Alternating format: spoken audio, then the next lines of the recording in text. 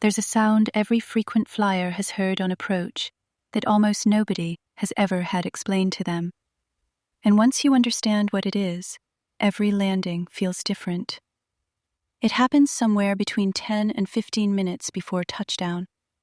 A series of mechanical movements from beneath the floor and behind the walls. Thumps, whines, and a distinctive change in the sound profile of the entire aircraft. What people don't realize is that this sequence represents the aircraft reconfiguring itself from a cruise machine into a landing machine. Flaps extending to increase lift at lower speeds. Slats moving on the leading edge of the wing. Landing gear doors opening and the gear itself dropping and locking into position. What's interesting is the gear lock specifically. That final thump, followed by a subtle shudder, is the landing gear achieving a locked-down position confirmed by indicators in the cockpit.